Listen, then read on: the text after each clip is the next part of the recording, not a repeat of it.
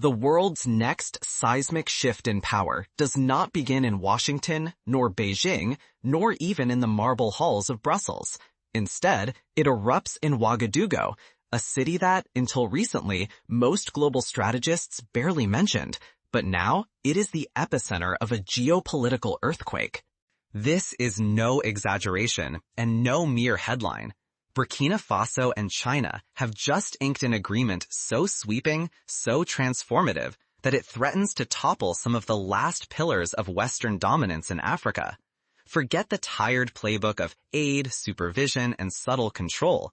This deal is a lightning strike, forged not in the corridors of Paris, but beneath the blazing West African sun. This is not just another trade agreement. It represents a profound strategic alliance, one aimed squarely at erasing the fingerprints of colonial control and laying the foundation for a new era of genuine partnership. With one signature, centuries of foreign leverage are being challenged, replaced by a relationship built on shared interests and mutual respect. In capitals from London to Washington, alarm bells ring with an intensity not seen since the end of the Cold War. Inside the corridors of power, headlines about the deal are greeted with clenched jaws and furrowed brows. The West's grip on Africa's destiny, its currencies, its markets, its systems of influence, is now under siege by a challenge unlike any before.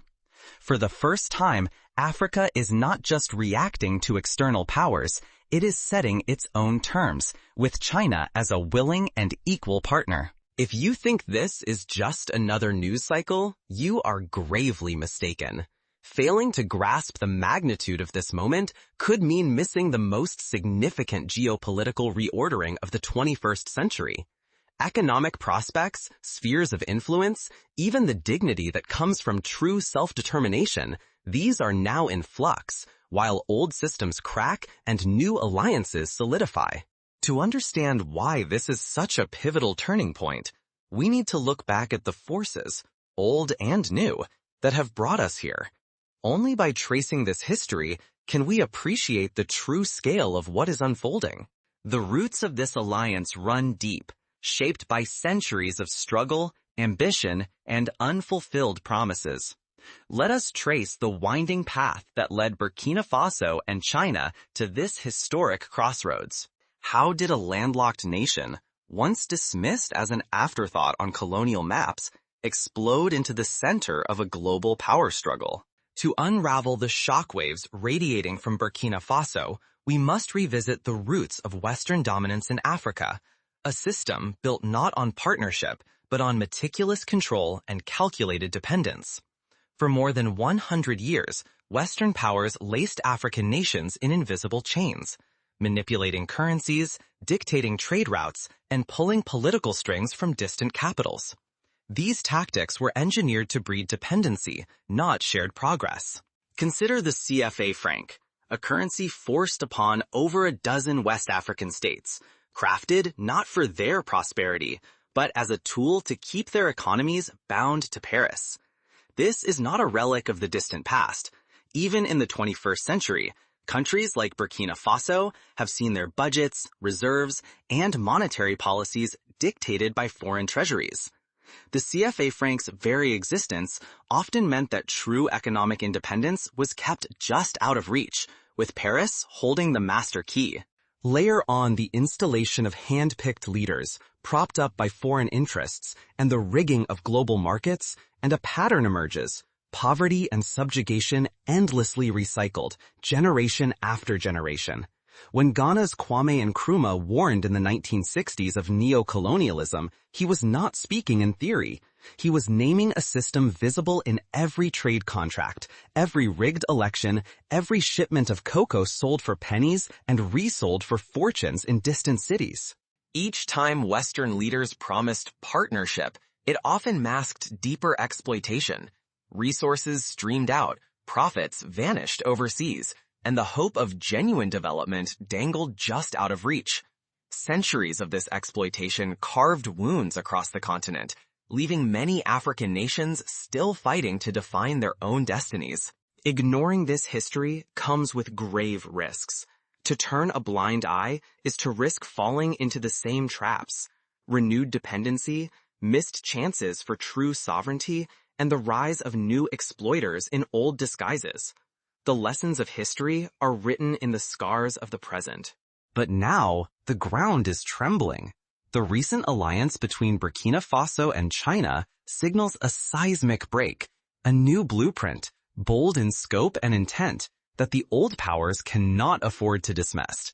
This is not just rhetoric, it is a tectonic shift, with echoes of the Bandung Conference of 1955, when African and Asian leaders first declared their refusal to be pawns in global games.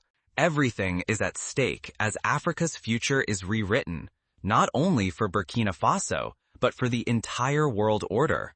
What happens next could redefine who holds power for generations to come. So what exactly is in the Ouagadougou Accord? What secret buried in its pages has sent tremors from Paris to Washington and left foreign ministries scrambling? The answer is a set of terms so sweeping, so audacious, that Western powers are racing to decipher and contain the coming upheaval. Let us break down the most explosive elements of this agreement, layer by layer. First, China has promised to transform Burkina Faso's infrastructure on a scale never before imagined. This is not simply paving a handful of roads or building a few factories. Picture this: entire industrial zones rising from the savannah, with manufacturing plants capable of producing everything from textiles to solar panels. High-speed rail lines will knit together regions long isolated, reducing the cost of moving goods within the country and across borders.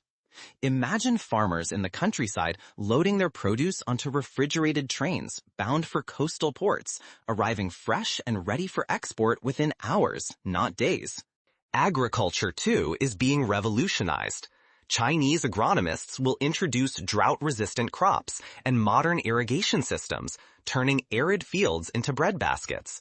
Rural cooperatives will have access to affordable machinery and microloans, breaking the cycle of poverty that has gripped smallholder farmers for generations. These aren't theoretical plans. Similar models have already turned once impoverished regions of Ethiopia into major exporters of cut flowers and coffee, providing a blueprint for Burkina Faso's own leap. Envision vast solar farms rising from the red earth, not only powering Burkina Faso, but exporting surplus electricity to neighbors like Mali and Niger. Picture technology hubs equipped with fiber optic internet and staffed by local engineers, competing with the best in Nairobi or Lagos. These are not pipe dreams. China's experience with the Belt and Road Initiative has already shown how logistics corridors and industrial parks can reshape entire economies. Entire trade corridors, engineered to sidestep historic choke points and tolls imposed by Western shipping firms, will soon crisscross the region. For the first time, Burkina Faso will be able to reach markets across Africa and beyond without paying tribute or fees to former colonial gatekeepers.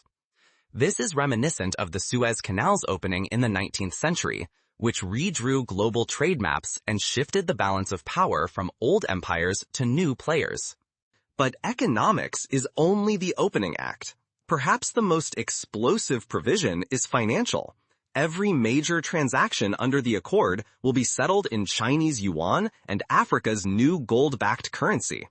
This is a direct assault on the supremacy of the United States dollar and the euro, shaking the very pillars of Western economic control. When reserves and payments no longer flow through Western banks, sanctions lose their bite and leverage vanishes overnight. Think of it as pulling the rug out from under the entire system of international finance that has, for decades, allowed distant capitals to dictate the terms of African prosperity. To understand the scale of this threat, recall what happened when Russia and China began settling energy trades in rubles and yuan. Suddenly, sanctions that once crippled economies became far less effective. Now imagine that same dynamic playing out across a continent of more than 1 billion people, rich in resources and hungry for growth. The West's financial firewall is no longer impenetrable. Security and sovereignty are at the heart of the agreement. Joint military exercises will strengthen Burkina Faso's ability to defend itself, while new space programs and encrypted communications networks will ensure sensitive intelligence remains shielded from Western surveillance. For the first time, Africa is receiving 21st century statecraft, cyber defense, satellite reconnaissance, autonomous communications on terms of equal partnership, not dependency. Imagine a Burkina Faso that can launch its own satellites, monitor its borders independently, and keep its communications safe from prying eyes. This is a far cry from the old days, when intelligence sharing meant handing sensitive data to Paris or Washington only to see it used for leverage. Now, Burkina Faso is poised to set up its own data centers, protected by Chinese-designed encryption, ensuring that local governments, not distant capitals, control who sees what. Yet the true shock for Western capitals is this: China does not demand ideological submission or puppet regimes. There are no hidden strings requiring cultural assimilation or forced reforms. The partnership is rooted in mutual respect, honoring Burkina Faso's sovereignty and local leadership. This is not neo-colonialism in disguise. It is a blueprint for self-determined development. Compare this to the Marshall Plan that rebuilt post-war Europe. While American dollars flowed in, so did American cultural influence and political demands. In contrast, the Ouagadougou Accord comes with no mandates for political conformity, no hidden requirements for adopting foreign values. The respect for local agency is not just rhetorical, it is built into the structure of the deal itself. If this model proves successful, the ripple effects could be historic. Other African nations are watching closely, weighing the possibility of a domino effect across the continent. In the 1960s, the wave of independence swept through Africa. Today, a wave of economic liberation may be poised to follow. The stakes for the West could not be higher: adapt to a new reality or face irreversible losses in influence, resources, and global standing. Still, such a dramatic rebalancing will not go uncontested. How will Western powers respond? Will they fight, adapt, or undermine this new alliance? The next phase will determine whose vision for Africa's future ultimately triumphs. But even as the ink dries on the accord, tension crackles beneath the surface. Old empires are rarely toppled quietly, and the first countermoves may already be in motion. Historically, when Iran nationalized its oil industry in the 1950s, it faced sabotage and covert intervention. When Egypt seized the Suez Canal, it faced military invasion. Will Africa's new assertiveness meet similar backlash, or will global realities force a different response? Can the old empire adapt, or is Africa's new dawn truly unstoppable? As word of the Burkina Faso-China alliance sweeps the globe, panic flickers across Western capitals. In Washington, London, and Paris, policymakers scramble behind closed doors. Emergency meetings stretch into the early hours, blueprints for damage control drafted and redrafted in real time. Sanctions are floated, along with the resurrection of tired propaganda campaigns. Yet these once formidable weapons now sound hollow. Any real penalties risk blowback, while Africa's new trade routes and partners are curiously immune. The mere mention of military intervention, once a shadowy last resort, only threatens to galvanize continental unity against outside interference. Anxiety deepens as a domino effect takes hold. Leaders from Mali, Niger, Guinea, and even titans from East Africa signal growing interest. What began as a daring experiment is fast morphing into an avalanche. The prospect of a robust African economic bloc, independent of Western control, shifts from distant dream to imminent reality. Recall how the creation of the European Union began with a single treaty. Now, a similar process could be underway in Africa, with Burkina Faso as the catalyst. Pulses through more than politics. Digital and infrastructure revolutions accelerate. African e-commerce platforms, payment systems, and logistics networks bypass Western banks and surveillance. Transactions flow freely. Data sovereignty is enforced. Western corporations, once gatekeepers, find their access no longer guaranteed. The rise of fintech startups in Nigeria and Kenya has already shown that Africa can leapfrog old systems. Now, the scale is continental. On the ground, the transformation is palpable. Young entrepreneurs and engineers discover new doors swinging open. Local languages and cultures thrive in digital realms once dominated by foreign voices.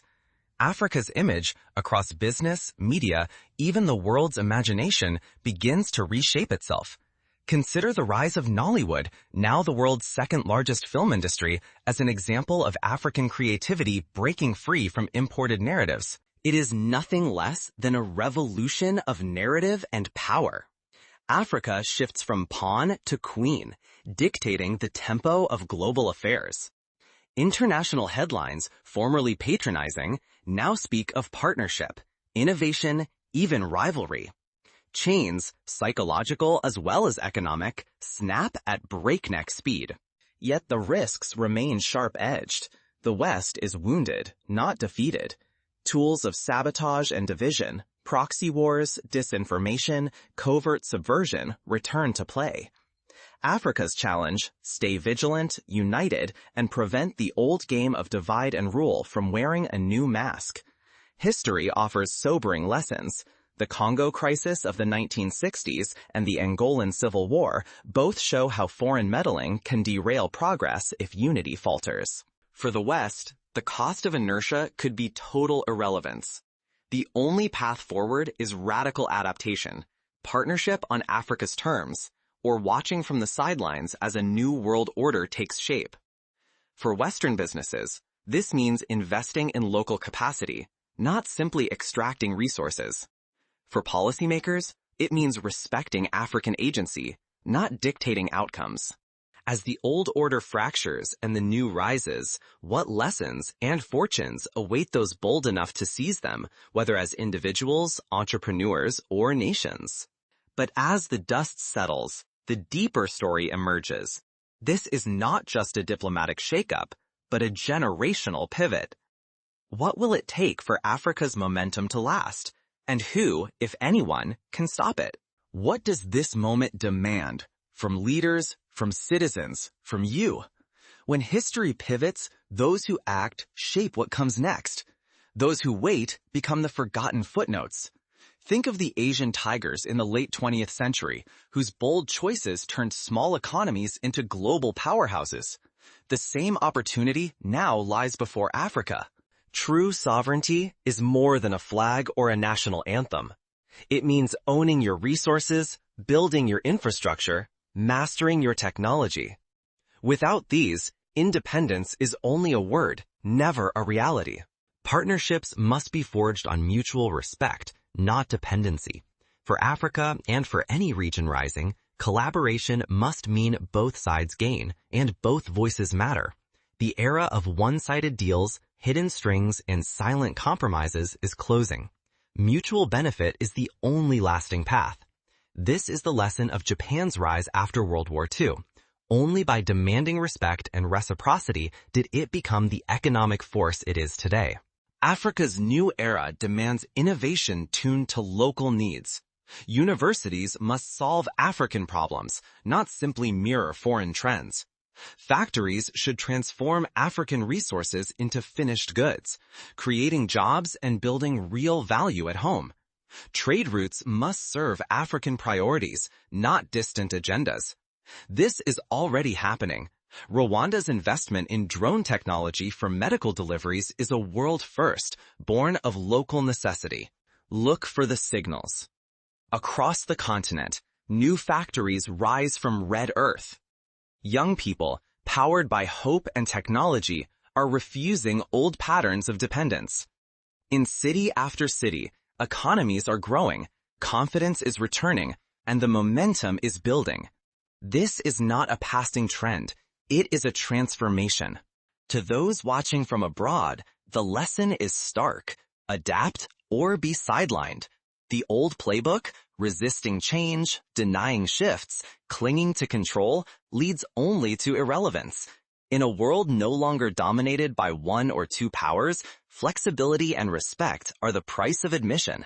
Ignore these lessons, and you risk being left behind. Nations will lose influence.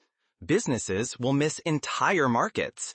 Even individuals who hold tight to the old order may find themselves stranded, outpaced by a world that refuses to wait. So as the ink dries on this new chapter, what will you do next, no matter where you stand in the world? Burkina Faso's partnership with China is only the beginning. The choices made now will echo for generations, shaping who leads and who follows. Africa now holds the pen that writes the next chapter. Will you watch history unfold or be left studying relics of the past? This is not just another handshake between diplomats. It marks a bold rupture from centuries in which distant powers dictated Africa's fate.